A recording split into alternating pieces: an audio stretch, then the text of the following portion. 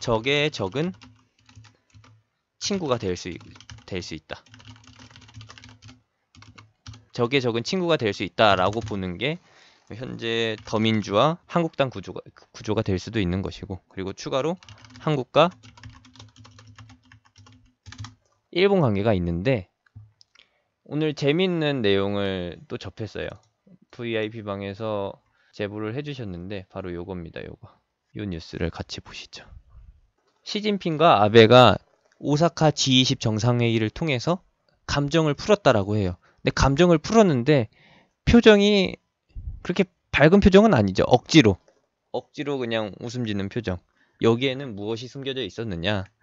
뉴스 내용을 살펴보고, 그리고 제보 받은 내용을 여러분들한테 간단하게 설명해 드리면은, 한국과 중국 관계가 안 좋잖아요. 기존에는 일본과 중국도 관계가 안 좋았었는데, 중국과 일본 공통의 적인 한국이 이번에 마침 약점이 잘 잡혔으니까 둘이 연합해서 한국을 죽이려는 거예요. 그래서 결국 구조는 이렇게 한국 대 일본, 중국 2대1로 싸움이 되는 것인데, 중요한 건 팩트는 미국하고 중국하고 싸우고 있잖아요. 미국하고 중국이 싸우고 있는데 일본이 중국이랑 연합을 한다면은, 일본이 중국한테 붙는다라면은 트럼프 입장에서는 가만히 있을 수가 없는 일이죠. 그래서 겉으로는 화해한 척하고 그 뒤에서는 거래를 했다. 거래를 했는데, 중국이 한국의 산업을 따라잡을 수 있는 부분, 그 부분에 있어서 일본이 도와주는 것이고, 일본은 또 중국한테서 얻어올 수 있는 이득을 약속받은 것, 보장받으면서 하는 것이죠. 중국이 한국을 대상으로 해서 제재를 걸 수 있었던 게 한안령 사드 보복이 대표적이었고, 지금은 딱히 문제 삼으면서 경제적으로 이득을 취할 수 있는 구조가 없잖아요. 경제적으로 피해를 줄 수 있는 부분.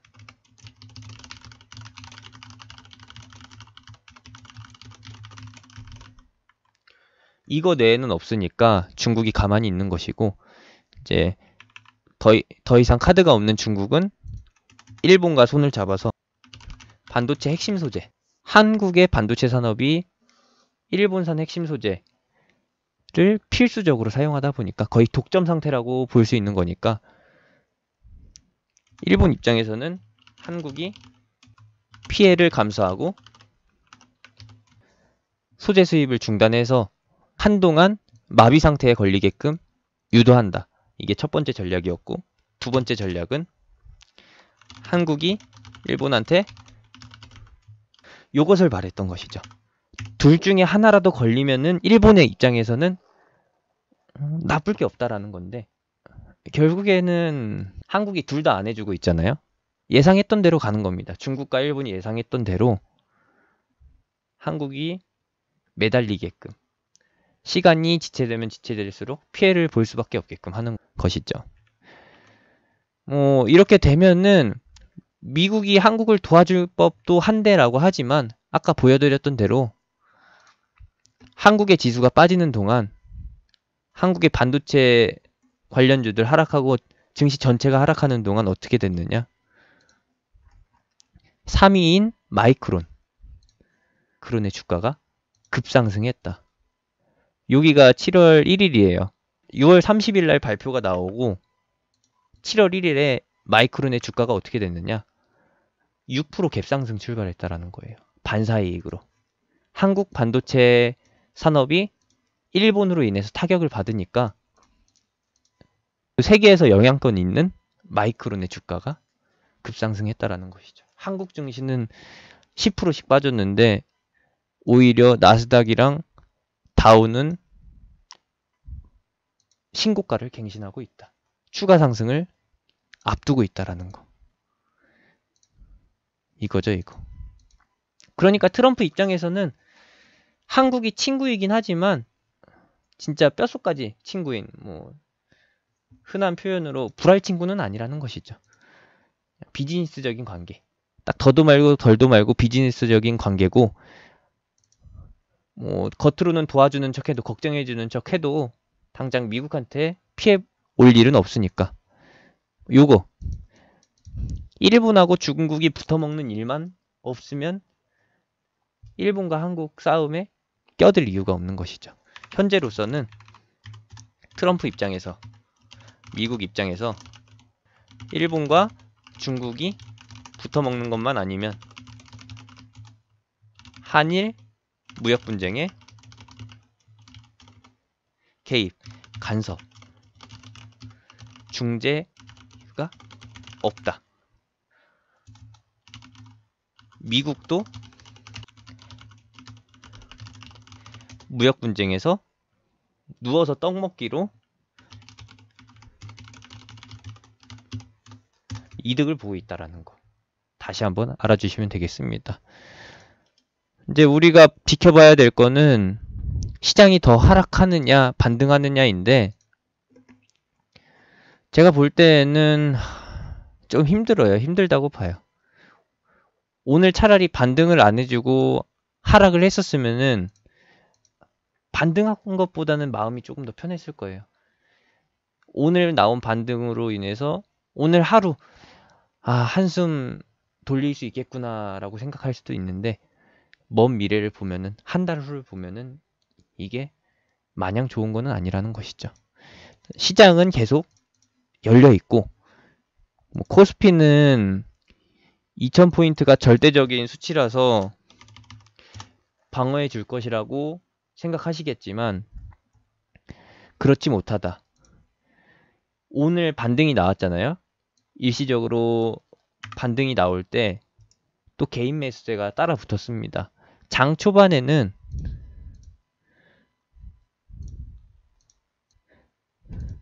이게 오늘 코스피 흐름이에요.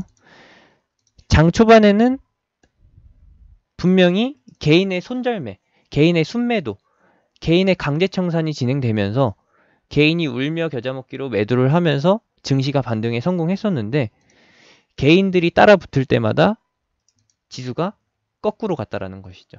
지금 시장 구조는 개인이 매수를 해서 반등하지 못하고 있다.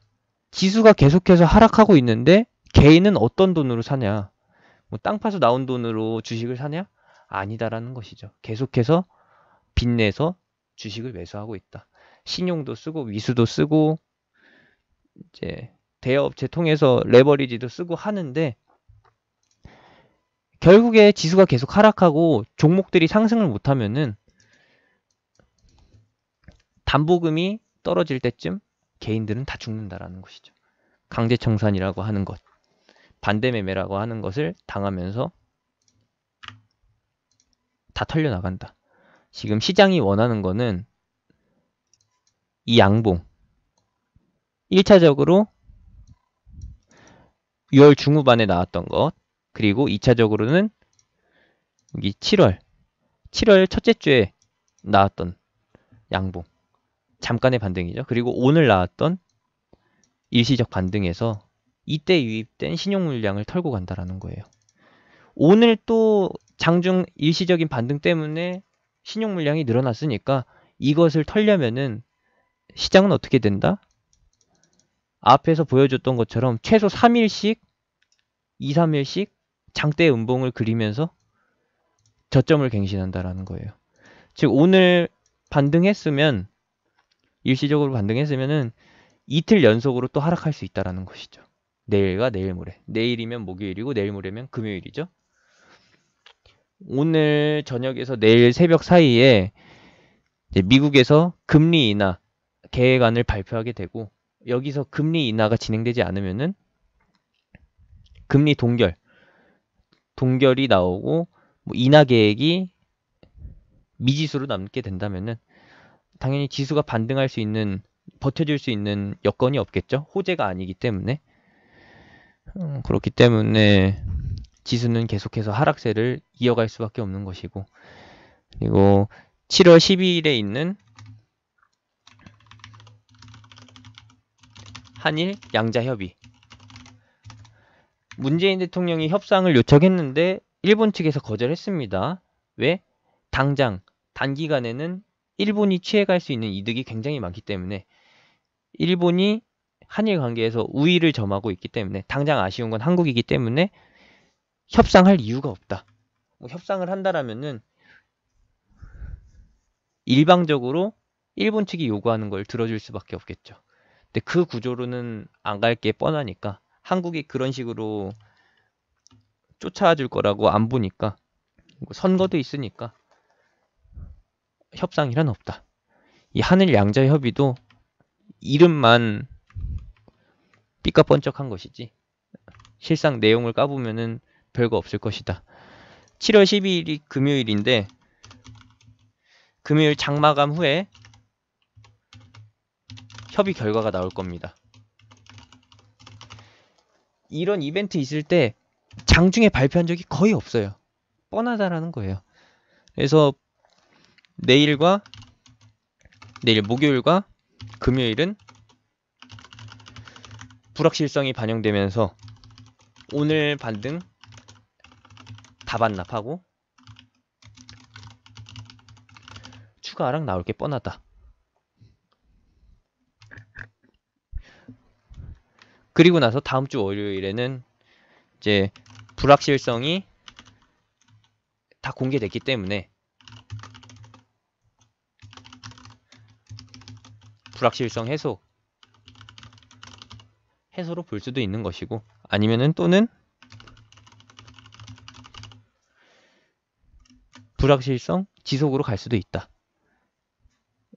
딱히 좋은 여건은 아니에요. 12일에 양자협이 진행되고 불확실성이 그 다음 주인 15일부터 20일까지 19일까지죠. 개장일로 따지면 15일부터 19일까지 계속 반영될 것이고, 일요일에 있을 투표, 여기에서 아베가 승리하면은 조금 더 상황은 나아질 수 있다라는 거. 일본은 공휴일, 선거일이 공휴일로 지정되지 않습니다. 그래서 빨간 날에 투표를 하고 개표를 다음 날에 합니다. 개표는 22일 월요일 날 한 다음에 22일 낮에 한 다음에 결과 반영은 이제 저녁에 나오고서 한국 증시에는 23일 날 반영되겠죠. 아무리 빨라도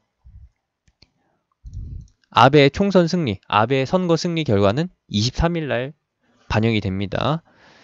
우리가 기대해 볼 수 있는 거는 21일 투표, 22일 개표, 23일 개표 결과 반영. 요것인데, 결과가 아베 승리면은 취소될 가능성이 있다라는 거예요.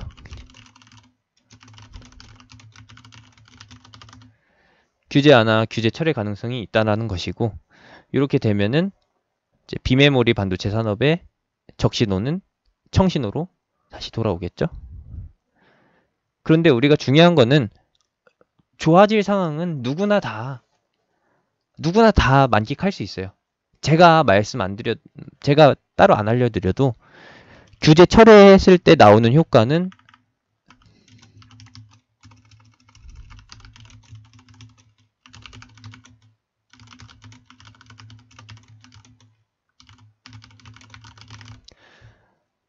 주식을 아무리 몰라도 다 반등 효과를 챙겨갈 수 있다라는 것이고, 제가 걱정하는 거는 아베가 승리했는데 규제 지속, 한국에 대한 경제 보복이 지속된다라는 거. 이렇게 되면은 시장은 굉장히 힘들어집니다. 지금 현재 시간 10시 24분인데 빠르게 5분 이내에 설명을 해드리겠습니다. 만약에 아베가 총선에서, 참의원 선거에서 승리하더라도 규제를 안 푼다면은 지수는 저점을 완전히 갱신하게 됩니다. 여기 18년도 하반기, 3분기까지 걸쳐서 나온 이 하락이 미중 무역 전쟁에서 피해를 본 것인데, 하나, 둘, 셋, 총 3번의 하락이 나왔어요. 1, 2, 3. 지금 현재 진행되고 있는 하락이 첫 번째 하락, 두 번째 하락인데 똑같이 세 번째 하락까지 갈 수 있다는 것이죠. 왜? 한국의 주력 산업이 반도체인데 반도체 기반을 뒤흔드는 거니까. 그러니까 세 번까지는 아니더라도 못해도 두 번. 못해도 두 번이 진행되는데 두 번의 하락 효과가 18년도처럼 나올 수 있다. 뭐 첫 번째, 두 번째 이만큼의 하락이 나올 수도 있는 것이고 혹은 두 번째, 세 번째만큼의 이런 하락이 나올 수도 있다. 즉 이런 하락이 나오게 되면은 직전에 나온 하락폭이 그대로 한 번 더 나온다는 것. 그렇게 되면은 5월에 나왔던 하락이 4월에서 5월에 걸쳐서 나왔던 하락이 2250포인트 수준에서 2020포인트 수준이잖아요. 첫 번째 하락이 2250포인트에서 이것이었다면은 두 번째 하락은 2150으로 보겠습니다. 간단하게 200포인트 하락하는 1950 이제 신용 물량까지 다 빠지고 하면은 개인들이 강제로 청산당하고 하게 되면은 맥시멈으로 최대치로 1900을 이탈할 수도 있다. 1900을 위협할 수도 있다라는 거예요. 이 구간과 여기 하락폭과 두 번째 하락 아니죠. 두 번째 하락과 세 번째 하락의 폭이 비슷한 수준이라고 봤을 때 최근에 나온 하락폭과 이번에 나올 하락폭이 비슷할 수 있다. 그렇게 되면은 1900포인트 1900포인트까지는 열어놓고 봐야 된다. 라는 거. 우리는 어떻게 대응해야 되느냐? 뭐 시장이 죽을 것 같지만 절대 안 죽어요. 이런 구간에서 죽는 거는 결국에는 신용 미수들. 감당이 안 된다면은 이제 담보금이랑 이자가 감당이 안 되면은 2000포인트를 깰 때 1차적으로 죽어나가면서 일시적인 반등이 나올 것이고 그리고 나서 1900포인트를 위협한 다음에 진짜 드라마틱한 기적적인 반등이 나올 것이라는 거죠. 이 반등에서도 사실상 그건 없어요. 일본이 규제 해제를 해줘서 반등하는 게 아니라 이만큼 하락했으면은 반영될 거 다 반영됐다. 악재 반영은 이제 어느 정도 됐으니까 한국 증시도 이제 정상화 수순을 거쳐야 된다라는 식으로 개관들의 장난질에 놀아난다라는 것이죠. 결국에는 요 흐름이 요런 흐름과 같다라는 거예요. 똑같다. 악재는 해소되지 않았는데 그냥 기관이 멋대로 합리화를 하는 것이죠. 똑같은 구간을 그려보면은 이렇게 동그라미 길이 같은 거고 네모 길이 같은 겁니다. 이 패턴을 그리고 있는 거예요. 우리가 봐야 될 거는 긍정적인 상황, 판타스틱한 상황 말고 최악의 상황을 고려해서 매매를 하자라는 거. 그렇다면은 뭐 말씀드린 대로 삼성전자나 SK 하이닉스는 실제로 이런 수출 규제, 경제 보복 상황에서도 이득을 챙겨가는 부분이 있으니까 주가 방어는 성공할 텐데 하청 그룹들, 하청 기업들, 반도체 하청 기업들이 다 죽어나갈 것이라는 거. 시장 기준으로 했을 때 시가총액 1조 미만의 중견급, 중형급, 중소급 반도체 기업들은 주가가 아작이 날 겁니다. 그렇게 봐주시면 되겠고. 그렇다면 삼성전자가 자국 산업들 지수 다 망해갔는데 다 죽어가는데 가만히 있을까요? 없겠죠. 손을 쓴다. 어떤 것? 자급제. 자급제라고 말하면은 이제 국산화, 핵심 소재,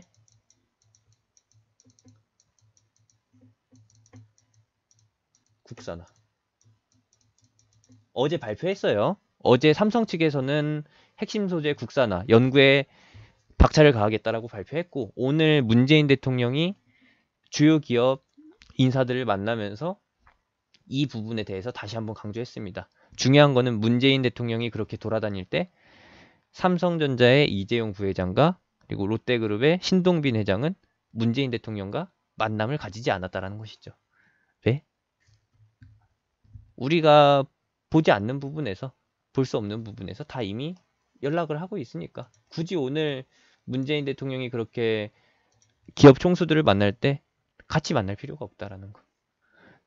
이재용은 이재용대로 계속 노력을 하고 있다라는 거. 그러면은 우리가 기다려야 될 거는 국산화 성공. 국산화가 굉장히 오래 걸릴 것이라고 봐요. 중소기업이 됐든 중견기업이 됐든 대기업이 됐든 어떤 기업이든 국산화 기술을 확보하고 그 국산화 기술을 바탕으로 해서 공장을 세우고 공장을 가동하려면은 못해도 1년이에요. 못해도 1년. 그렇다면은 2021년 되기 전까지는 암울하겠죠. 지수가 진짜 잘해야 본전. 진짜 잘 버텨줘야지 박스권이고 안 되면은 1900에서 2000포인트. 이전 이런 구간처럼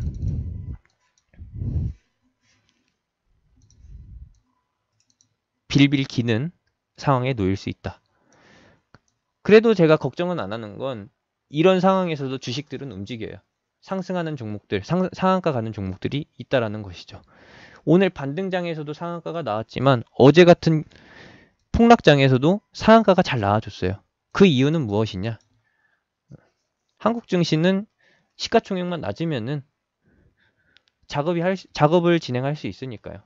그리고 더군다나 지금 우리가 앞둔 거는 두 가지의 큰 흐름. 두 가지의 큰 흐름이라고 하면은 2020년 4월에 있을 총선. 매번 강조해 드리는 거죠. 그리고 2022년에 있을 대선.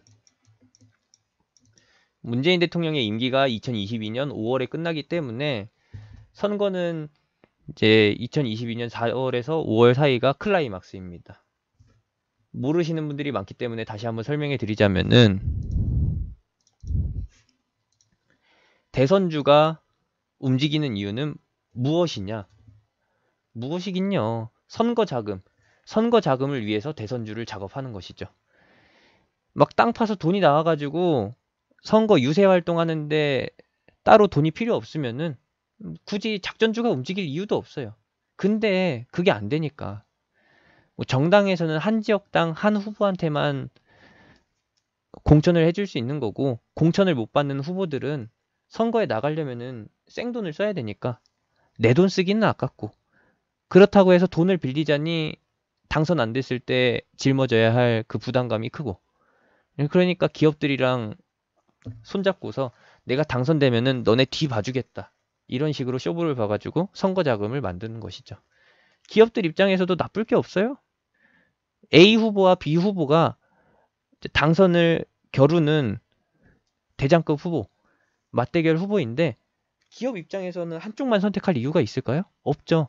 A와 B 둘 다한테 선거 자금을 대주고서 둘 중에 하나라도 당선이 되면은 거기서 이득을 취하면 되니까. 뭐 이런 말도 있잖아요. 군대에서 별 달기는 힘들어도 별 한 번 달고 나면은 별 달 때까지 벌었던 돈보다 훨씬 더 많이 번다. 즉 원스타 달려고 돈을 쓰면은 원스타 달 때까지 벌었던 돈, 대령 달 때까지 벌었던 돈 그대로 다 쓰고 빚까지 짊어지면서 다 쓰면서 원스타를 달아야 돼요. 그리고 나서 원스타 달고 나면은 자연스럽게 들어온다라는 것이죠. 거기서 생겨난 게 무엇이다? 방산비리다. 뭐 불편한 진실일 수 있는데 흘려 들으시면 되겠습니다. 그런 거예요, 그런 거. 지금 자유한국당이 힘을 못 써요. 왜? 자유한국당은 북한 정책, 친북 정책을 완전히 내밀어 버리고 친북 정책을 공격 대상으로 삼고 일본을 친구로 두잖아요. 한간에는 속된 말로는 자한당 쪽이 토착 외구다. 토착 외구의 선구자다. 뭐 일본 앞제비가 환생했다 이런 얘기도 있는데 그런 것들은 제가 어떻게 뭐 얘기할 방법이 없습니다. 재밌는 거는 무엇이냐? 팩트는 무엇이다? 결국에 한국 정치판 여당과 야당이 갈라져 있고 서로 물고 뜯고 잡아먹을 듯이 싸우지만 다 한 줄기예요. 특정 지역 출신의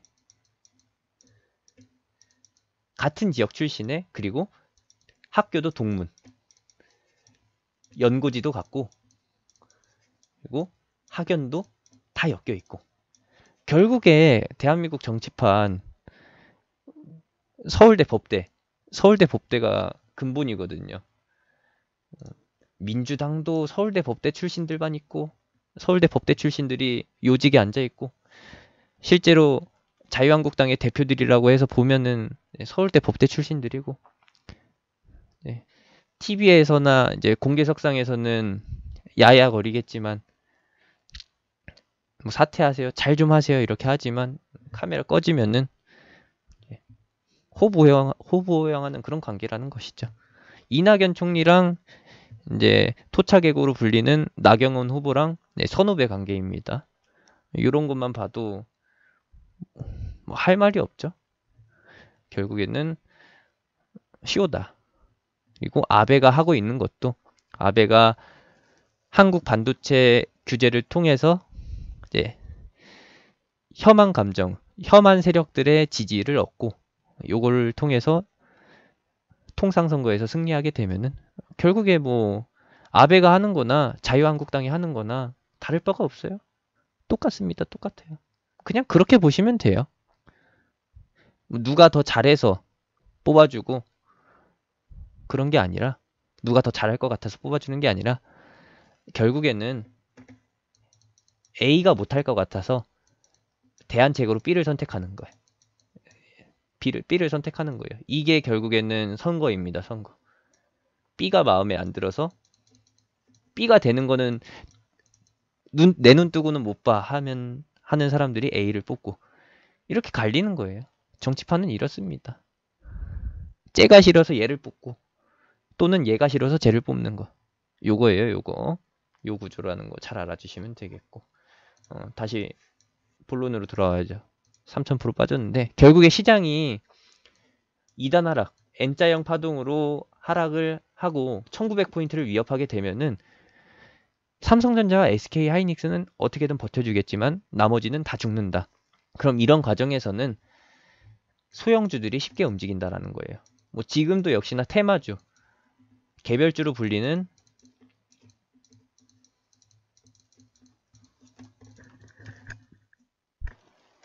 종목들이 강세를 보이고 있는데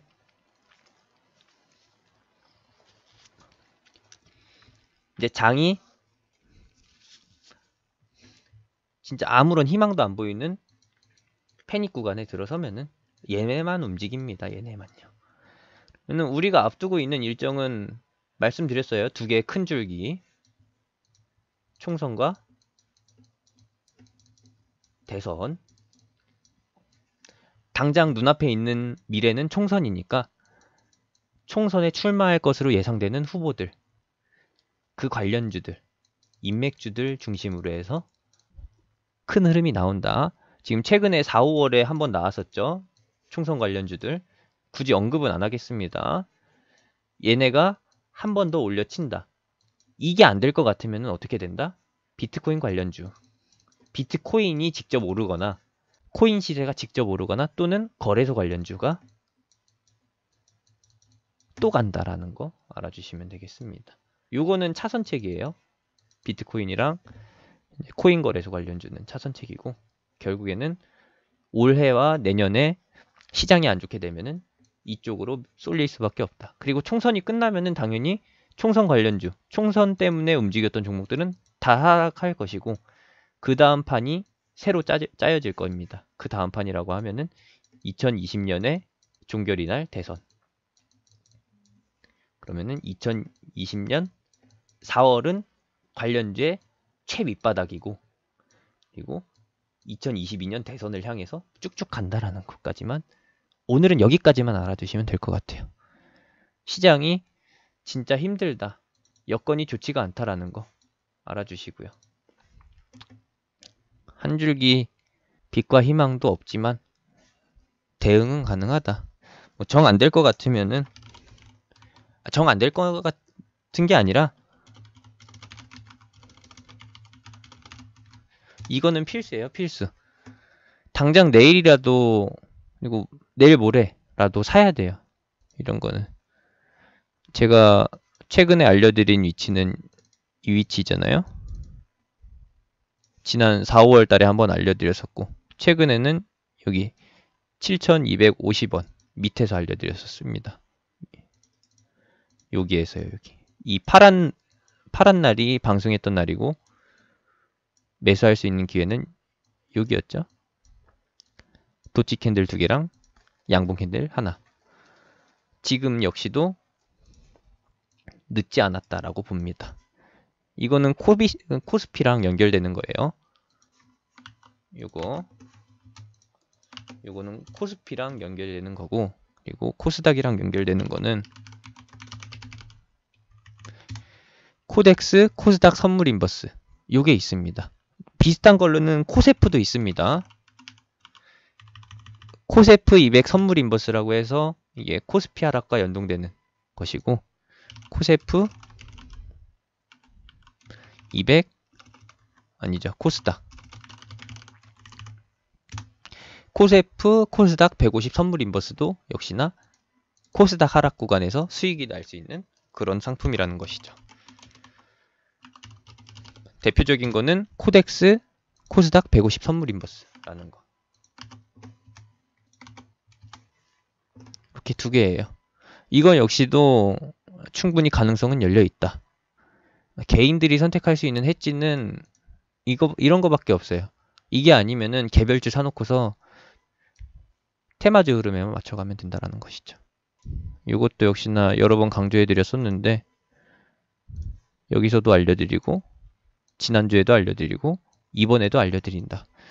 뭐 이게 진짜 막대한 수익, 상한가 한 번, 두 번 이런 거 바라고서 하는 게 아니라, 시장 하락 구간에서 내 계좌를 그냥 조금이나마 숨 쉴 수 있게끔, 숨통을 트여주게끔 하는 그런 보험성 상품이라는 거 참고해 주시면 되겠습니다.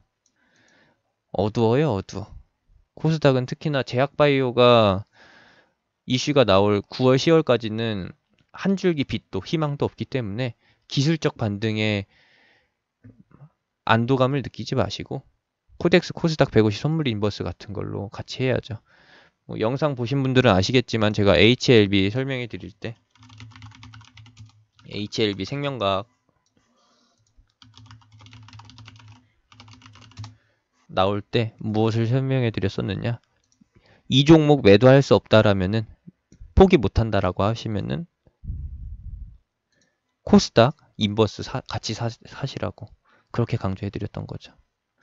이런 거예요. 결국에는 이런 판때기로 보시면 되겠습니다. 상승할 것 같지 않으면은 하락하는 것에 따라가자. 그것도 못하겠다 하면은 지수 하락에 동참하는 종목들 포기하고서 테마주 흐름에 올라타자라는 거. 사실상 지수 하락만큼이나 강력한 게 아니죠. 지수 하락보다 더 강렬하게 나올 게 테마주 흐름이라는 것만 꼭 명심해 주세요. 꼭이요, 꼭. 오늘 방송은 시황에 대해서만 했던 것이고, 그리고 다음 주에는 시장이 어떻게 흘러가는지 더 지켜보고 나서 종목에 대해서 봐야 될지, 아니면 시장에 대해서 봐야 될지 방송을 또 이어가도록 하겠습니다. 시장이 좋은 쪽으로 흘러가게 된다라면은 그쪽에 초점을 맞춰서 교육 강의랑 종목들을 살펴보도록 하고요. 시장이 안 좋은 쪽으로 흘러가게 된다라면은 안 좋은 쪽에 맞춰서 또 교육 방송을 해야겠죠. 이렇게 하도록 하겠습니다.